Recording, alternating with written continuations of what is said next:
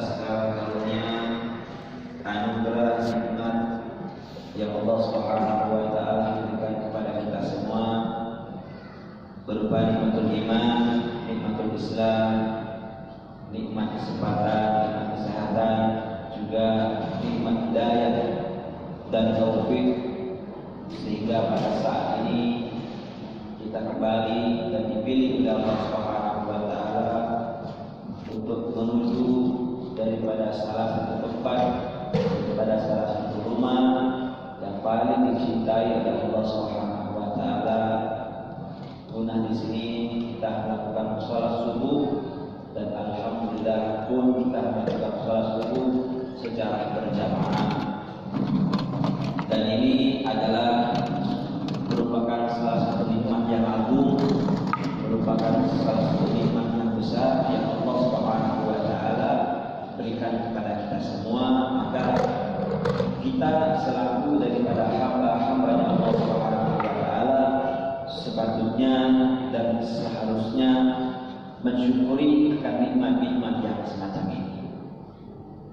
Tegas Allah Subhanahu wa taala menyatakan di dalam ayat Al-Qur'annya, la in syakartum la azidannakum. Kalau kalian bersyukur atas nikmat karunia yang aku berikan kepada kalian, kata Allah Subhanahu wa taala, maka pasti aku akan beri tambahan kepada nikmat tersebut, dan Allah Subhanahu wa taala akan menjaga nikmat tersebut. Namun sebaliknya, kalau kalian kufur, kalian tidak bersyukur atas semua nikmat yang Allah Subhanahu wa taala berikan kepada kalian, kepada kita semua, maka ketahuilah sesungguhnya azabnya Allah Subhanahu wa taala sangat pedih. Mudah-mudahan kita semua ini selalu diberi hidayah dan taufik oleh Allah Subhanahu wa taala, sehingga kita dijadikan oleh Allah Subhanahu wa taala hamba-hamba yang selalu bersyukur. Shalawat dan salam kita curahkan kepada baginda alam, baginda Nabiuna Nabi Muhammad sallallahu alaihi wa ala alihi wasallam. Alhamdulillah, doa dan harapan kita semua tentunya yang kita minta kepada Allah Subhanahu wa taala dari semenjak awal bulan Rajab sampai di penghujung bulan Sya'ban, dan akhirnya kita disampaikan oleh Allah Subhanahu wa taala kepada bulan Ramadan. Kita selalu minta kepada Allah Subhanahu wa taala, Allahumma barik lana fi Rajab wa Sya'ban wa balighna Ramadan. Kita selalu minta diberkahi oleh Allah Subhanahu wa taala di bulan Rajab dan juga di bulan Ramadan, dan kita minta kepada Allah disampaikan kepada bulan Ramadan. Dan alhamdulillah, doa kita semua dikabulkan dan diijabah oleh Allah Subhanahu wa taala, sehingga kita disampaikan oleh Allah Subhanahu wa taala kepada bulan Ramadan. Kenapa demikian, ma'asyiral hadirin? Para ulama kita, para habaib kita, para kiai-kiai kita, ini adalah suatu harapan, suatu doa yang mereka minta diberkahi di bulan Rajab, di bulan Sya'ban, dan juga minta disampaikan oleh Allah Subhanahu wa taala kepada bulan Ramadan, karena begitu banyak keistimewaan, keutamaan yang Allah Subhanahu wa taala berikan kepada bulan Ramadan. Pintu-pintu surga dibuka oleh Allah Subhanahu wa taala seterusnya. Pintu-pintu neraka ditutup oleh Allah Subhanahu wa taala. Syaitan sufilat syayatin, dan syaitan dibelenggu oleh Allah Subhanahu wa taala. Amalan-amalan fardu, satu amalan fardu dilipat gandakan oleh Allah Subhanahu wa taala sebanyak 70 kali salat fardu, dan amalan sunnah dilipat gandakan oleh Allah Subhanahu wa taala sebagaimana kita melakukan amalan fardu. Saking inilah kita minta kepada Allah Subhanahu wa taala, dan juga para ulama minta disampaikan oleh Allah Subhanahu wa taala kepada bulan Ramadan. Maka ini adalah harus kita jaga nikmat-nikmat yang semacam ini, karena inilah suatu ijabah, suatu pengabulan dari Allah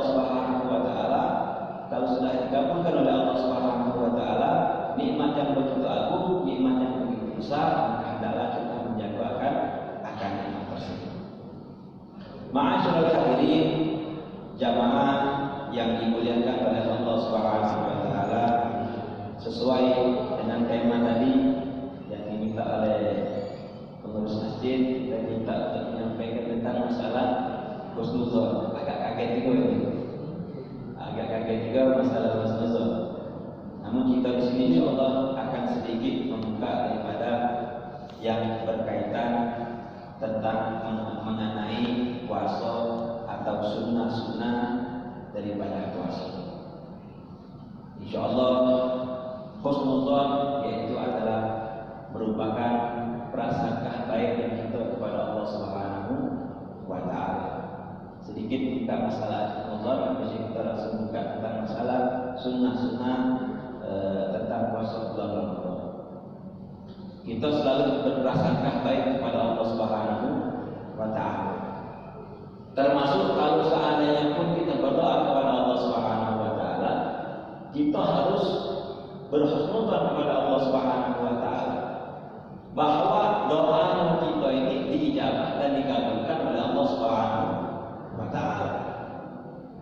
Jangan sampai kita ini bersuudzon, jangan sampai kita ini berprasangka buruk terhadap Allah Subhanahu wa taala baru doa satu kali atau seterusnya dan menganggap bahwa doa kita tidak diijabah oleh Allah Subhanahu wa taala dan kita berprasangka buruk kepada Allah Subhanahu wa taala. Ini adalah suatu kesalahan besar yang dilakukan pada hamba-hamba yang berdoa kepada Allah Subhanahu wa taala, yang dia menyangka doanya itu tidak dijawab oleh Allah Subhanahu wa taala sehingga timbul sifat suudzon, sifat berprasangka buruk kepada Allah Subhanahu, sifat berprasangka buruk kepada manusia pun tidak boleh, tidak dianjurkan di dalam syariat.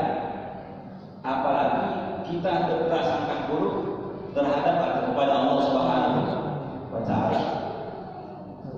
Maka hendaklah kita kepada Allah Subhanahu wa taala selalu berprasangka baik atau berhusnuzon kepada Allah Subhanahu wa taala.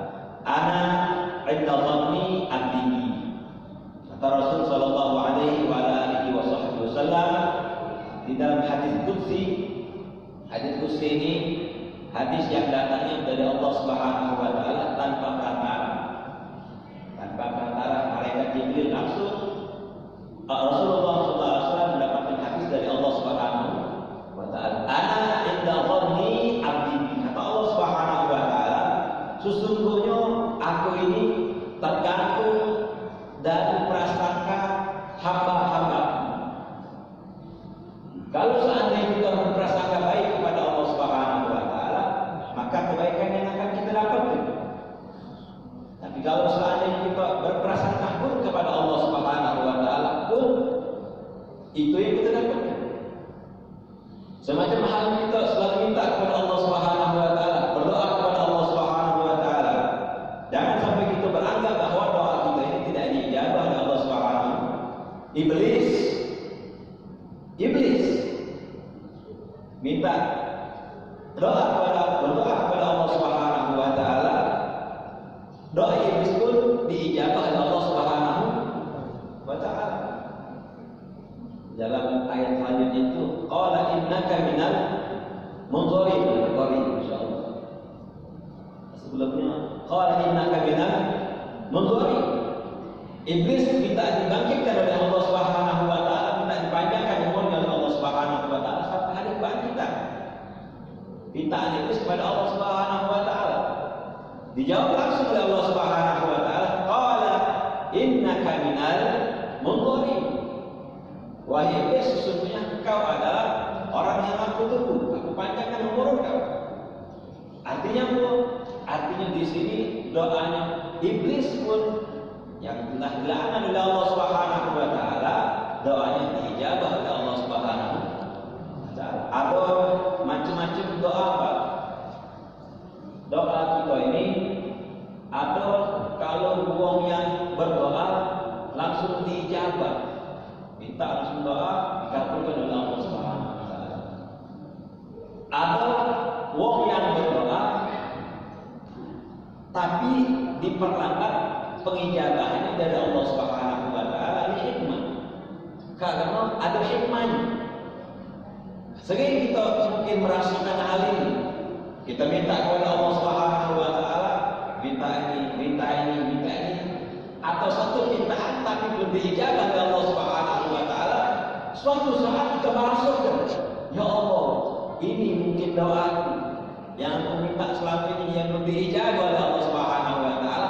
Sekarang doaku diijabah oleh Allah Subhanahu wa taala. Cobalah kalau seandainya doaku ini diijabah sebelum ini, maka mendapatkan sesuatu yang tidak baik. Namun alhamdulillah doaku diperlambat pengijabahan dari Allah Subhanahu wa taala, namun hasilnya memuaskan dari Allah Subhanahu wa taala. Ada orang yang berdoa kepada Allah Subhanahu wa taala, doanya dikabulkan oleh Allah Subhanahu wa taala, tapi dia dipalingkan oleh Allah Subhanahu wa taala dari kejahatan. Makanya kita ini harus selalu berdoa kepada Allah Subhanahu wa taala, minta kepada Allah Subhanahu wa taala. Keluar dari rumah, nak kemana pun tujuannya, kita selalu berdoa kepada Allah Subhanahu wa taala, minta penjagaan dari Allah Subhanahu wa taala. Jangan sampai kita bersuudzon, terkhusus di ini bab, terkhusus di ini bahasan tentang minta doa kepada Allah Subhanahu wa taala. Terus jangan berputus asa. Kita berdoa kepada Allah Subhanahu wa taala sampai disebutkan di dalam satu riwayat atau sebagian doa daripada hamba Allah Subhanahu wa taala, mereka berdoa kepada Allah Subhanahu wa taala, sebagian doanya itu diijabah, sebagian doanya diijabah ketika di dunia, dan sebagian lagi diijabah ketika di akhirat. Ini hamba, dia mengatakan, ya Allah, alangkah baiknya, alangkah bagusnya semua doa-doa ini kalau Engkau kabulkan, kalau Engkau ijabahi ketika aku sekarang baik yang sedang berada di akhirat. Artinya doa ini juga akan menjadi simpanan kita kagak di akhirat. Husnudzan billah wa husnudzan bi ibadillah. Berprasangka baik kepada Allah Subhanahu wa taala dan juga harus berprasangka baik terhadap hamba-hambanya Allah Subhanahu wa taala. Tidak rugi orang yang berprasangka baik kepada Allah Subhanahu wa taala, dan tidak rugi orang yang berprasangka baik kepada hamba-hambanya Allah Subhanahu wa taala. Justru orang yang rugi adalah orang yang berprasangka buruk kepada Allah Subhanahu wa taala dan berprasangka buruk kepada hamba-hambanya Allah Subhanahu wa taala. Kadang-kadang kan kita sesama hamba ya. Kemana sekolah ini? Si A itu caknya matching pakaian, caknya dia diskotik. Kadang-kadang ini sebagai contoh, ini adalah sifat suudzon, berprasangka buruk kepada hamba-hamba Allah Subhanahu wa taala. Tidak adanya pakaian matching, mandi kopi, setil gayanya bagus dan lagi wangi, bukan kerja mesti. Datanya dia saja tempat ke rumah keluarganya. Rugi uang yang berprasangka buruk dan mendapatkan dosa orang yang berprasangka buruk kepada sesama hamba dan juga terlebih lagi kepada Allah Subhanahu wa taala. Kalau seandainya kita berprasangka buruk, kalau seandainya kita berprasangka baik, nah kemana uang itu? Pecahnya dia ada hajatan ke rumah keluarganya dia. Kalaupun salah, kita tidak mendapatkan dosa. Tapi oleh karena prasangka baiknya kita ngomong kita nak sanjung ke rumah keluarganya dia tadi, mungkin nyatanya dia bukan sanjung ke keluarga, tapi dia naik di dalam masjid. Husnudzonnya dia itu tidak mendapatkan dosa dari Allah Subhanahu wa taala, bahkan mendapatkan kebaikan pahala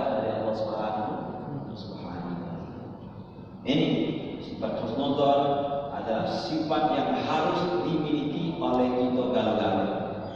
Husnudzon yang sangat diutamakan kepada Allah Subhanahu wa taala, berprasangka baik kepada Allah Subhanahu wa taala, dan berhusnudzon kepada sesama makhluk-makhluknya Allah Subhanahu wa taala. Mudah-mudahan daripada keberkahan bulan Ramadan, bulan madrasah, untuk mempelajari daripada hal-hal yang baik, untuk mempelajari daripada sifat-sifat yang baik atau akhlak-akhlak yang baik, kita selalu diberikan hidayah dari Allah Subhanahu wa taala dan taufik sehingga kita semua mendapatkan hal-hal yang baik. Keluar daripada bulan Ramadan, kita adalah menjadi orang-orang yang baik, orang-orang yang semangat di dalam beribadah kepada Allah Subhanahu wa taala. Ma'asyiral hadirin, jamaah yang dimuliakan oleh Allah Subhanahu wa taala, kita masuk kajian selanjutnya tentang sunanun Fisyami wa fi Ramadan. Kita bahas tentang sunnah-sunnah puasa di dalam bulan Ramadan. Sunnah yang pertama adalah as-sahur. Sunnah yang pertama yaitu adalah sahur. Wa fi waqti sahur wa yabtadu waqtuhu baina nisfil laili ila tulu'il fajar. Kapan masuk daripada waktu sahur tersebut? Di pertengahan daripada malam sampailah terbitnya fajar, itu adalah masuk daripada waktunya sahur. Jangan sampai kita tidak makan makanan sahur, karena banyak sekali keutamaan, keistimewaan yang disebutkan oleh hadis Nabi sallallahu alaihi wa ala alihi wasallam dalam hadis yang sahih yang diriwayatkan oleh Imam Ahmad wa Ibnu Hibban sahahu, bahwa Nabi sallallahu alaihi wa ala alihi wasallam beliau mengatakan di dalam hadisnya, innallaha wa malaikatahu yusholluna 'alal mutasahhirin,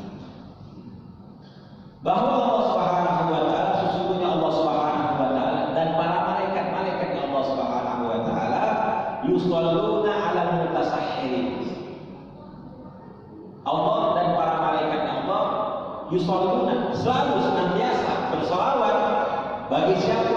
Bagi orang yang melakukan sahur. Wong yang makan makanan sahur itu keutamaan yang luar biasa, dia mendapatkan sholawat dari Allah Subhanahu wa taala dan juga mendapatkan sholawat daripada malaikat-malaikatnya Allah Subhanahu wa taala. Wa in tasaharu fa inna bis-suhuri barakah. Jika ada dalam hadis yang lain bahwa Nabi sallallahu alaihi wasallam beliau mengatakan, tasaharu fa inna bis-suhuri barakatun. Bersahurlah kalian fa inna bis-suhuri barakah, karena sesungguhnya di dalam sahur itu terdapat keberkahan dari Allah Subhanahu wa taala. Jangan sampai kita ini nyangka bahwa badan kita ini sudah besar, kekeh, rajin fitness, olahraga, lagi lah. 3 hari Ustaz puasa sehari, 3 hari kuat tapi dah makan. Lagi sopo sampai balik sopo lagi. 3 hari kuat itu belum sampai olahraga, fitness. Apalagi waya-waya nak makan mall, nak makan minum kopi, nak minum teh dan lain sebagainya. Aku 3 hari lagi kuat. Tidak nak makan, tidak minum. Bukan dari kuatnya itu dan lain sebagainya. Yang kita ambil ini di dalam sahur, walaupun kita makan biji kurma, 3 biji kurma, minum teh atau minum banyu panas, banyu hangat, itu yang kita harapkan adalah keberkahan dari Allah Subhanahu wa taala. Sampai-sampai disebutkan di sini oleh ulama, orang yang makan kurma di subuh hari itu ketika waktu fajar, dia mendapatkan i'anah. Dia itu mendapatkan penjagaan, pertolongan dari Allah Subhanahu wa taala bagi wong yang makan kurma ketika sahur. Itu sangat besar manfaatnya kalau kita sahur makan kurma. Mendapatkan kekuatan di dalam tubuhnya kita ini. Ketika kita makan makan kurma. Sampai-sampai tadi anak di rumah makan nasi baik dan lain sebagainya. Sampai di mobil keingat, sampai di gubah keingat, anak belum makan kurma. Alhamdulillah di gubah itu ada kurma sehingga makan kurma. Kenapa? Karena kita ini tadi harus berhusnudzon, harus berprasangka baik. Bahwa ulama mengatakan bagi orang yang makan kurma, dia akan mendapatkan stamina ketika makan kurma tersebut. Lagi-lagi baliknya kita berhusnudzon, berprasangka baik kepada Allah Subhanahu wa Ta'ala. Yang kedua, sunnah daripada puasa ta'jilul futur wa ta'khirus suhur, mempercepat ketika berbuka puasa dan mengakhirkan ketika sahur. Maksudnya mempercepat ini ketika kita berbuka itu dengan yakin bahwa sudah masuk waktunya azan maghrib. Jangan kita sekolah, jangan kita tertipu. Masuk berada di dalam kamar, di jauh kamar telah setengah 6 mati lampu. Atau alarm azan. Jadi kau setengah 6 apa? Tak tahu asal. Buka je, langsung keluar berapa? Langsung makan. Kapan ingat keluar belum makan dan masih siang, masih sore. Ini artinya sekolah, tertipu dia. Berarti apa? Tidak ada keyakinan masuknya daripada waktu azan maghrib. Harus betul-betul yakin ketika kita nak mempercepat ketika berbuka. Hukumnya sunnah. Itu hukumnya adalah sunnah dengan yakin. Jam 6 lewat 7 sudah masuk azan maghrib. Nak lebih yakin lagi kita dengarkan panutan kita yang di Palembang ini, Masjid Agung. Itu Masjid Agung azan, kita boleh makan. Wa ta'khirus suhur, mengakhirkan daripada sahur. Subuh jam 4.44, berarti kita sahur jam 4 atau jam 4:04. Kita sudah sahur. Begitu sudah setengah 5, jangan sahur lagi untuk antisipasi. Nah, ini banyak terjadi dan hal yang semacam ini terulang setiap tahun. Ustaz, ujinya kalau ada yang ngomong itu imsak itu tidak boleh makan lagi. Di dalam 4 mazhab, Imam Syafi'i, Imam Hambali, Imam Malik, Imam Hanafi, di dalam mazhab 4 itu maksudnya daripada imsak itu untuk antisipasi jangan sampai kita ini kebablasan sampai kita lupa ujung-ujungnya masuk waktu subuh azan. Bukan berarti kita tidak boleh makan itu boleh. Mana kalau seandainya kita kesiangan bangunnya, capaian luar biasa, ujung-ujungnya bangun subuh 4.44, kita bangun subuh 4.40 atau 4.35. Kalau kita tidak makan mau tidak minum, ujung-ujungnya puasanya kita tidak kuat. Boleh tak? Waktu imsak itu boleh makan dan minum. Tapi itu untuk antisipasi kita, sudah stopkan jangan sampai kita makan dan minum. Takutnya pas begitu makan dan minum masuk azan subuh. Ini banyaknya di medsos. Kadang-kadang ada yang WA juga itu bertanya dalam grup, Ustaz kalau imsak itu artinya kita tidak boleh makan lagi ya? Boleh. Kalau imsak masih boleh makan. Untuk antisipasi itu yang betul. Kalau tidak boleh makan itu salah. Wa ta'khirus suhur, al-iftaru 'ala al-'amri. Yang ketiga termasuk daripada puasa adalah berbuka puasa dengan tamar, berbuka puasa dengan kurma. Tapi kalau Nabi SAW beliau berbuka puasa itu dengan namanya rutop. Rutop ini yang masih kuning setengah kurma, kurma muda dan kurma tua. Itu namanya rutop. Ujungnya kuning, ujungnya belah sininya agak coklat. Nah itu namanya rutop yang paling afdol, yang harganya mahal itu namanya. Kalau dijual harganya mahal, itu namanya rutop. Yang paling pertama yang dimakan oleh Rasul Sallallahu Alaihi Wasallam itu adalah rutop. Kalau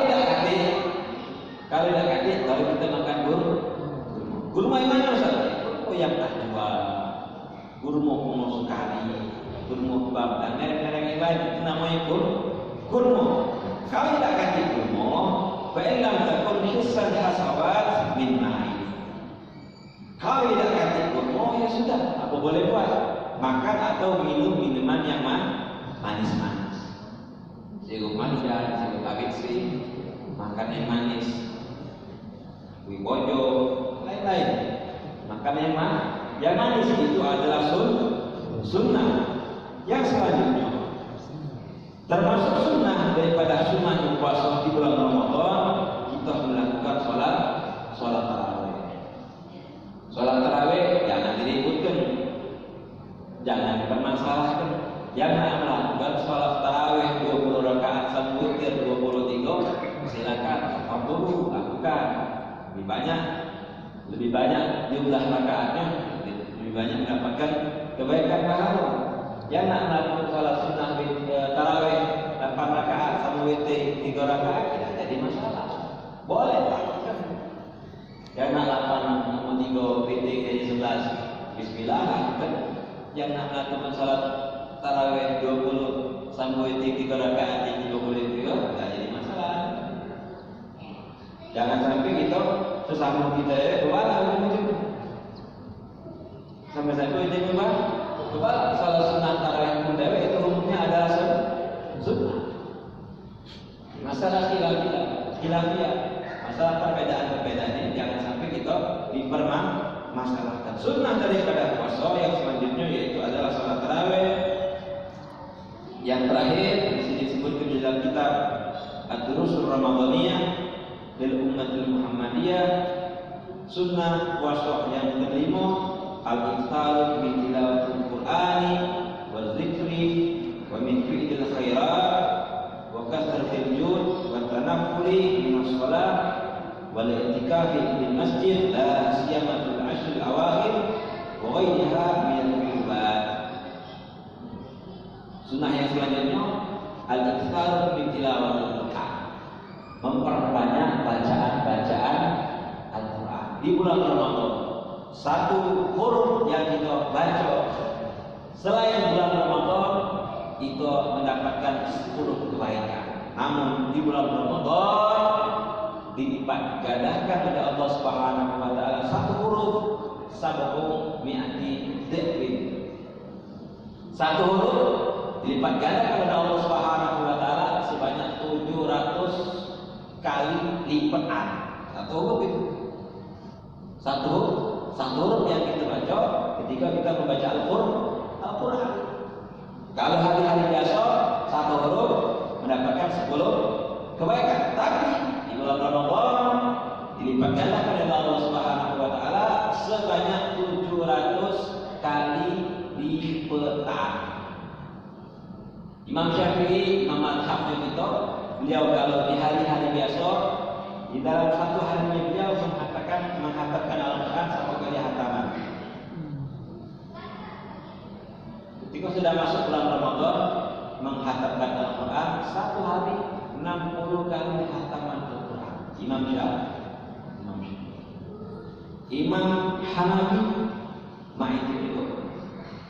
Satu hari di bulan Ramadan beliau menghatamkan 60 kali hataman Al-Quran.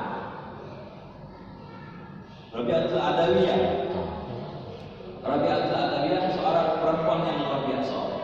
Yang sebelum beliau wafat, beliau punya tanah kuburan di dalam atau di daerah rumahnya beliau itu. Ini betina sudah menghatamkan Al-Quran di dalam tanah kuburan itu yang beliau siapkan sudah 8.000 kali hataman Al-Quran. 8.000 kali hataman Al-Quran. Sudah disinari, sudah diterangi kuburannya itu dengan bacaan-bacaan Al-Quran. Yang Rabi'atul Adawiyah. Aman kita ini enggak pula kan? Bulan Ramadan ini. Sebulan. Mudah-mudahan kita pasang niat, mudah-mudahan niat-niat kita disampaikan oleh Allah Subhanahu wa taala. Yang punya niat Ramadan menghatamkan 5 kali hataman, Ramadan menghatamkan 10 kali hataman, 3 kali hataman, mudah-mudahan niat-niatnya itu disampaikan oleh Allah Subhanahu wa taala. Jangan sampai kita di dalam bulan Ramadan ini tidak menghatamkan Al-Quran. Paling tidak duduk di masjid atau duduk di musola langgar, mengumpul sama orang yang membaca Al-Quran dan di situ kita menghafalkan daripada bacaan. Jangan lewatkan momen yang baik, kesempatan yang baik, bulan yang baik, bulan yang istimewa ini dengan memperbanyak perbuatan taat, perbuatan kebaikan kita kepada Allah Subhanahu wa taala, khususnya pada bulan Ramadan ini adalah kita memperbanyak bacaan Al-Quran dan zikir dan perbuatan-perbuatan yang baik yang lainnya dan melakukan ibadah salat sunnah yang lainnya. Mungkin ma'asyiral hadirin, kajian kita pada pagi hari ini pada subuh yang insyaallah penuh dengan keberkahan dari Allah Subhanahu wa taala. Kita cukupkan sampai di sini. Mudah-mudahan apa yang saya sampaikan pada kesempatan yang mulia ini bisa dipahami dan insyaallah bermanfaat bagi kita semua dan insyaallah bermanfaat bagi keluarga kita semua. Amin. Amin ya rabbal alamin. Hadanallahu wa iyyakum ajmain. Wabillahi taufiq wal hidayah wa billahi inayah. Wassalamualaikum warahmatullahi wabarakatuh.